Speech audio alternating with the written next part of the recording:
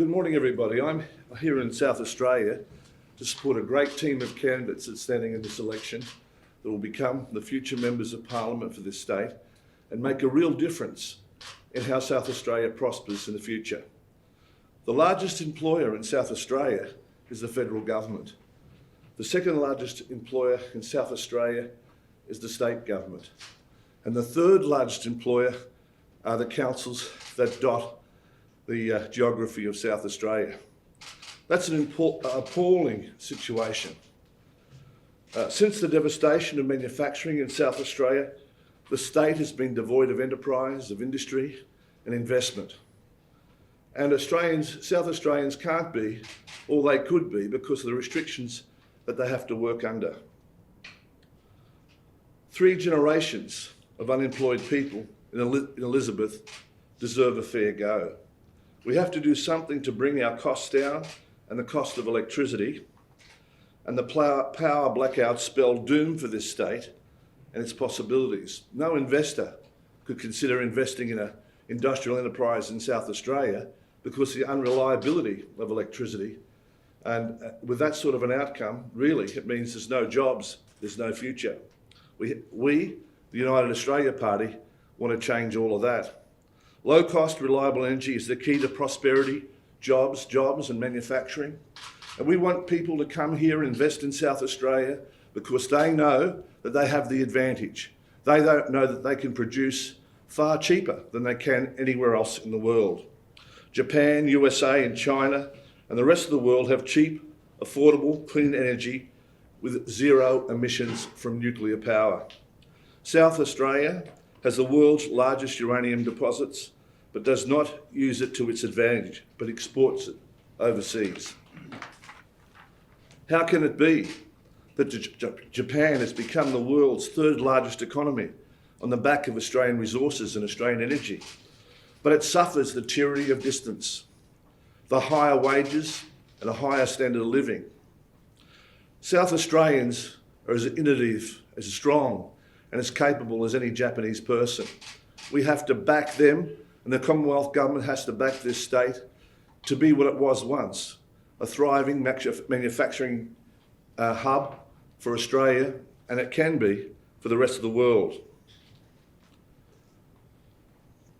We need to establish in South Australia nuclear reactors that rely upon and use uranium from this state. Australia has had nuclear reactors for 50 years at Lucas Heights in the middle of Sydney. There's no safety issues with them. They operate every day and they're still there today. But we have to use this state's advantage, the uranium that's here, to provide jobs, security and a real future.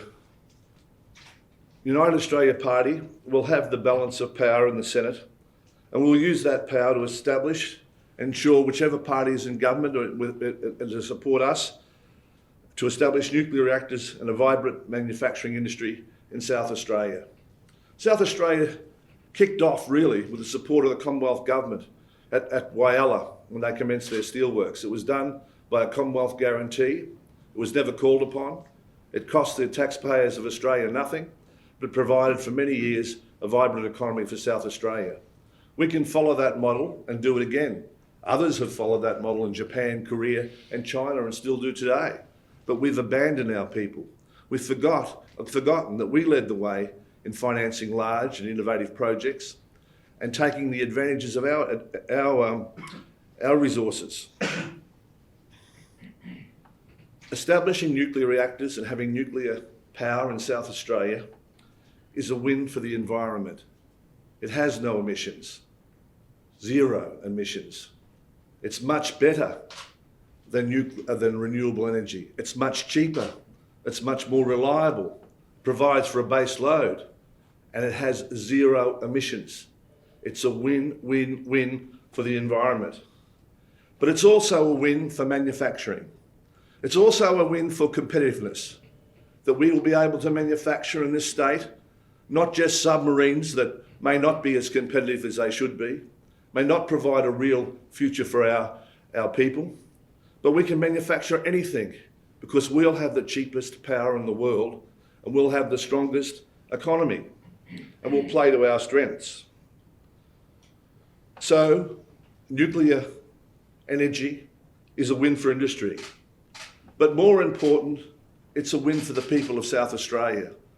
It's a win for the people that for 3 generations haven't had jobs in Elizabeth, that don't know what to do and have no hope for themselves. It's a win for the people of South Australia and Adelaide because they can have a vibrant industry again, that they can have services and other operative things which come from a strong manufacturing industry. But it's also a win for our senior citizens. It's also a win for the senior citizens that die each year in South Australia because they can't afford to pay the cost of heating.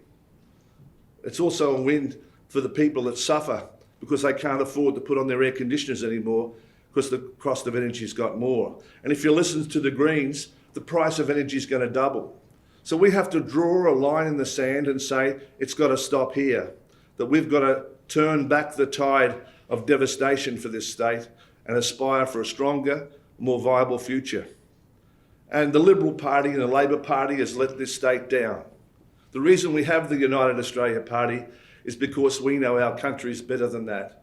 We know that it takes more than insanity to make a great nation. And you know, the definition of insanity is doing the same thing over and over again for no result. And that's what Australians have done over and over again for no result since the Second World War. They've voted over and over again for the Liberal and Labor parties for no result, for no benefit, for no increased wealth, but devastation. We've seen the devastation in South Australia. When I lived in Adelaide for 2 years in the 1970s, we had a prosperous South Australia. We had a vibrant economy, and it was the centre of the nation. And now it's a backwater, and many South Australians don't have any future for themselves. Because we are a united nation, because I'm an Australian, I personally care about the people of South Australia that have fought with all the states of the Commonwealth through 2 world wars and through adversity, through droughts and floods, and we have a strong history. So we have to unite people. We don't want to divide them. We look at our politicians and we see that although they agree 95% for everything, they spend the 5% fighting, endlessly fighting over what they don't agree with. You see them on television every day. You see them in the national debates. But none of them, Bill Shorten, won't debate me. He won't discuss with me because he's got to talk about issues.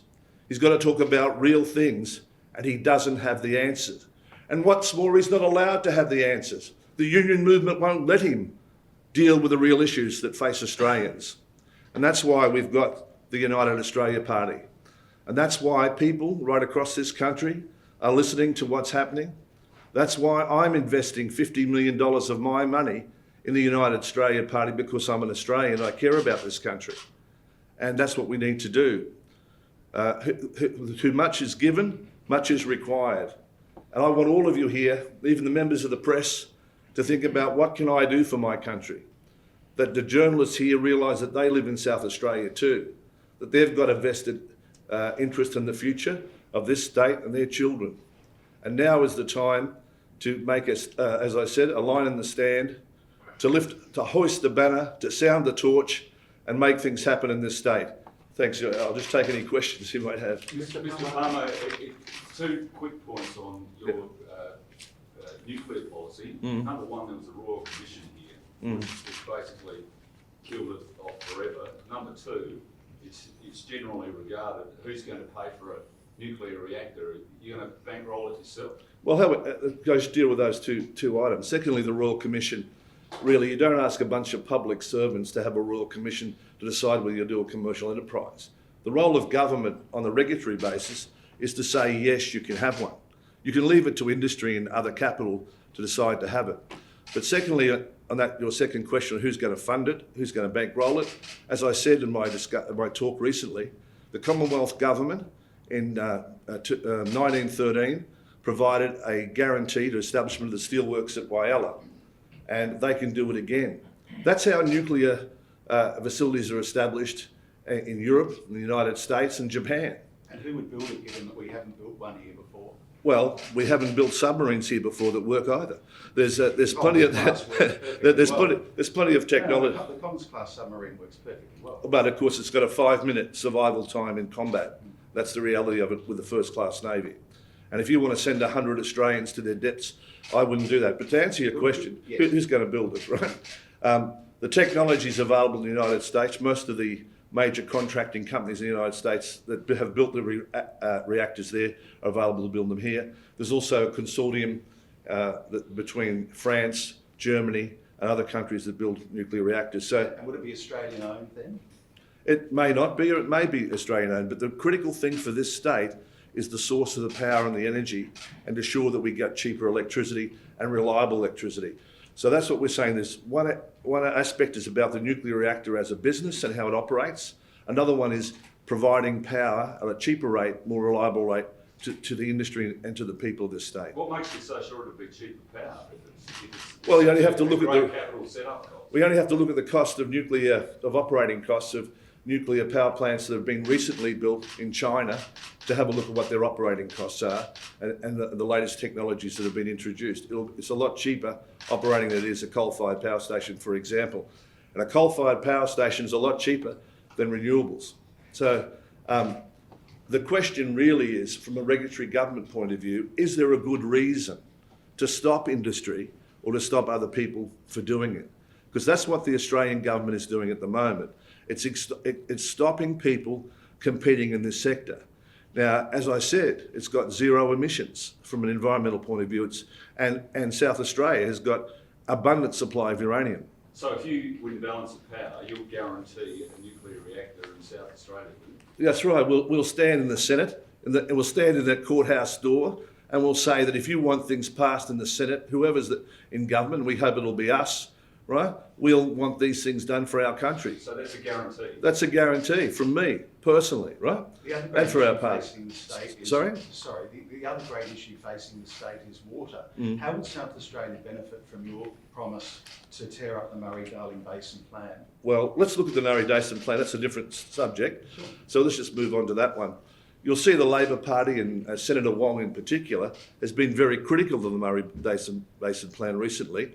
You may forget it, but in Sydney, she comes up and criticises Barnaby Joyce for selling water rights for $80 million of taxpayers' money and other things of that nature. There's been a long criticism, and it's recognised by the Labor Party, but it's not here in South Australia recognised, that it's a corrupt system. A corrupt system in purchasing water rights, paying a lot of money for them, and it needs to be looked at again, because we don't want corruption in our government in Australia. We say you've got to scrap it and start again and build something up which has got more integrity to it. I'm surprised that Penny Wong doesn't also agree with that. But in the same way that we're at the end of the electricity transmission line, we're at the end of the water system as well. How do you create a new system that actually advantages South Australia? Well, first of all, we create one that's not corrupt. I mean, my first concern about... So you just scrap it and have 6 years or 5 years? No, we don't have 5 years of investigation. We scrap it and have a proper examination of the standards of what should be operating in that. There's a lot of properties in, say, Queensland and New South Wales that have sold their water rights to the Commonwealth for millions of dollars, and ones that potentially could sell them for millions of dollars. And then they build dams along the side where the water used to flow over the land into the river, and they dam that water and they use it themselves, right? So they've got a double whammy. Now that shouldn't be allowed. That's a rort. If they're going to take the money and sell their water rights, the water should flow into the river and it should come down to South Australia. But it's one thing to have a consensus that the system's broken. What's your solution going forward as to how to fix it? Well, first of all, practical solutions, not run by bureaucrats. When I've just told you about that system, about people building dams and selling the water rights, you know that that's a rort, you know it's wrong. So it shouldn't be too hard for people to say, you can't do that anymore. But right? You've also said farmers should be able to use their dam water for free. Well, what I'm saying is that they should. I mean, if you've built a dam, if you're building a dam there's two types of dams, right? You're dealing with dams that are built for a particular purpose to rort the system, to stop water flowing into the river, which would naturally flow, right? You've got other rural dams in New South Wales which are built in the middle of arid areas, not necessarily near the Murray-Darling, right? In places like Eden Monero, there's a whole areas where they build the dams to catch the water from rain. In New South Wales, if you've got a dam where the water is captured from rainfall, you have to pay for it to the state government. So we say that's shocking. When you're in the middle of a drought, when you've got no money, you're shooting your livestock, and there's water in your dam and you can't afford to buy it, something's wrong. And that was never the case in South Australia, in New South Wales. It's not the case in Queensland now, that you have to pay for water that falls on your property. And certainly that's got to be changed. Mr. Palmer, just on another point, Sorry. given the dirt that's flying around federal politics at the moment with sexist, racist comments from candidates who are pulling out and whatever, how carefully have you vetted each and every one of your candidates? Well, you haven't had any controversy from our candidates, have you? You've seen three. Have you vetted them? Yes, we have, and you've had three Liberal candidates, I think, go yesterday or the day before. They've been disendorsed by the Liberal Party. We haven't disendorsed any of ours. There's been no issue raised about their integrity and their commitment to this country. And the Labor Party, I think, lost somebody up in the Northern Territory. And of course, we know that One Nation lost their second candidate. I don't think they've lost him. I think he's still hanging on the ticket. But certainly, I don't think any of our candidates have been recently to a strip club. I don't think you have you? No, they haven't done that. They haven't done that. They haven't done that. But is that guarantee way for you too? You haven't been to a strip club recently? No, I don't. I'm a happily married man. I love my wife. I love my children. I care about this country, and God bless Australia. But how deeply have you gone into the vetting process? Because it's very easy to say. Well, as you know, you're only as good as your word until something goes wrong. Well, look, I think the reality of it is things will go wrong. Nothing's gone wrong with our party to date, but things may go wrong. But you've got to look at the issues. You see, in Australia, the journalists have traditionally focused on individuals like me, or like Bill Shorten, or like ScoMo, right? But really, they should be focusing on the policies and what can they deliver for the people of this country. And certainly, I personally can't deliver all of our policies personally. I need the help of a team of people that are going to do that. The Commonwealth Government isn't run by ScoMo and it isn't run by Shorten. I can tell you that for a start. But that's the perception that they put out there. They may be the leaders, they may set the agenda, but of course it takes a team to deliver. And what's important about the United Australia Party is that we're standing in 151 seats and every seat at the House of Representatives in the Commonwealth of Australia. And that's no mean task. We've got 151 people. No other political party in the Commonwealth's got that.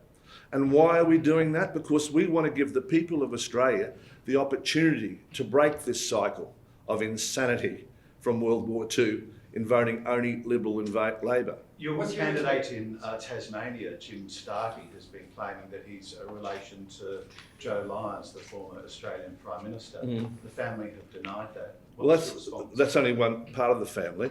There's a long-standing family dispute, which I don't want to get involved in because I don't get involved in other people's family. No, but you accept his claim that he is a relation of Joe Lyons? Yeah, we do. His wife is the great-granddaughter of Billy Hughes as well. And if you search the media, you'll have a look at a number of articles that have been written historically about that. But all these things are bad. You see, you hear a lot of bad things about me.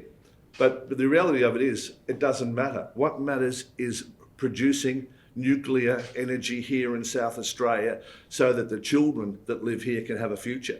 That's what matters. Have you also asked your candidates to pay back $400,000 if they win a seat and then leave the party? No, we haven't. And that's what the Guardian's report today. Well, you wouldn't believe anything you read in the Guardian. There's an old saying that today's news is fish and chips. Tomorrow's fish and chips, but it can't be with the Guardian. Unfortunately, they don't even publish a paper. But that's just a false claim. No one has been asked to pay back $400,000. Simple as that. This is, to be specific about it, it is to sign a contract that should they win their seat and leave the party, they'll then reimburse the party $400,000. Election costs. No one's been asked to give us $400,000. Nobody's here. That's more fake news that's generated by the press. Right. So if someone does win a seat and then leaves the United Australia Party after that, will they be forced to reimburse the party at all? They won't be paying back $400,000, but all of our candidates have had the opportunity to fund their own game if they wanted to, or to enter into funding arrangements. That's up to them, and I can't divulge every person's activity because there's privacy provisions under the Act I'd be breaching. But it's no different from the LNP, for example, in Queensland. If you go to the LNP constitution, an endorsed candidate is required to repay back the money the party has spent getting them elected under their constitution. Now that's just been operating in federal politics for many years. And the Labor Party, of course, goes one better. They say everyone's got to pay 10% of their wages to the Labor Party when they're ministers. And that's an extraordinary thing. But you're saying you have not asked candidates to sign a contract which says if you win and you then subsequently quit, you will pay back $400,000. Absolutely not. There's no contracts on that. Mr. Palmer, which of the seats, the preference deals in South Australia, which of the seats are you going to have greatest influence with the Liberal Party, do you think? Well, we're not standing to have influence with the Liberal Party. We're standing to win the seats. So all the seats in South Australia we're seeking to win, that we're standing. And that's why we're here now. And we'll be running an extensive campaign. We haven't yet started it. There's been a little bit of preliminary television here in South Australia, but in the next 2 weeks we'll be making it very clear that we think it's important for every South Australian to support us because of my pledge and our commitment as a party to bringing nuclear energy to South Australia. And we think that's an issue that will go forward. I think many South Australians will change their view on the certain issues of this election. So that's our political call. A Sorry. Sturt seat poll had you at 9% this way. Do you think it's feasible that you can get up to the low 30s that you would need to be able to win a seat? Yeah, I think so. Certainly if you go on a couple of anecdotal things, and you never know with polls how they're done and what samples they've got, but if you look at another poll we had in Sydney the other day, Alan Jones asked his listeners who would be voting for us and who wouldn't be voting for us. And of course, 7,300 people, 100 people rang, and 6%, so they'd be voting for us or an alternative party, not Liberal and Labor, right? So that's a large volume of people. In the polling that we've done generally in Australia, not just South Australia, we've found that there's 28% of the electorate at the moment undecided. And when you look at the news poll, they don't tell you how many people are undecided. So it really is all these polls are designed to brainwash journalists to narrow the field for a two-party system. I mean, when I was a spokesman for the National Party in Queensland, pollsters used to come in and ask me what results we wanted, you know? I mean, that's the reality of it. And of course, I never told them any. I wanted to know what the real situation was. If you won the majority of seats in the lower house, which I think you predicted, who would be Prime Minister? Well, it's not important who's Prime Minister. It's really important. Well, it might be important to you. It's important what policies will be implemented in this country. That's more importantly. Who's the Prime Minister? Who would the Prime Minister be? Well, or do you think you could do it from the Senate if you win the Senate? Well, of course, you can do it from the Senate. John Gorton was appointed Prime Minister of Australia from the Senate. There's no doubt about that. And there's no reason why a senator can't be Prime Minister. It's just a convention. And what's a convention in our political contest? It's something that the Liberal and Labor Party have cooked up. That's what it is. It's not something anything else but that. So would you be the likely person, seeing you are the front of the party, would you be the likely person? Well, I would serve the party and the country any way that I'm asked to do it. But we've certainly got a lot of candidates. I put my name down for endorsement to stand in the seat of Herbert in Queensland, and I was unsuccessful. Greg Dowling was successful, and he was a much better candidate than me for that particular seat. So nothing is predetermined, but the focus of our party is not on individuals. The focus on our party is delivering to the people of Australia and being fair dinkum. You said that you hold the balance of power in the Senate. How many Senate seats do you think you'll win this time around in South Australia? I think to hold the balance of power, just to go to a lower level, you probably need to win about 5 to 6 seats in Australia. Our polling is showing that we will win 5 or 6 seats in Australia pretty easily, and that we should be able to win more. So I think we can pretty sure that we will hold the balance of power. It also shows us that if you go on polls that the Greens are finished in this state. People don't like the Greens anymore in South Australia because they've delivered nothing. And you have a look at the coalition and you have a look at the Labor Party. They've been in power for many years. So if you really if you're happy, if you're satisfied with everything that's being done now, you could vote again for Labor and Liberal. But if you believe, like I do, that this state can achieve the vision of the Anzacs and become a really strong industrial state with full employment and happy people, you should vote for the United Australia Party. Mr. Palmer, just this question, and I'll ask you to stick with me on this question. it's a bit of a strange one. But Should I do that or not? you get the general idea. The biggest crowd of adoring fans ever in Adelaide was almost on this exact spot where the Beatles visited here in the 60s. Yeah. In some respects, do you see yourself as the Beatles or the John Lennon of long politics? Well, I don't actually, because I can't sing. I'm out of tune. There's one song I can sing though, and that is Aussie's not gonna cop it.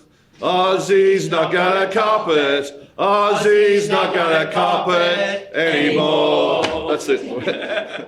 Authorised by Clive Palmer for the United Australia Party, Brisbane.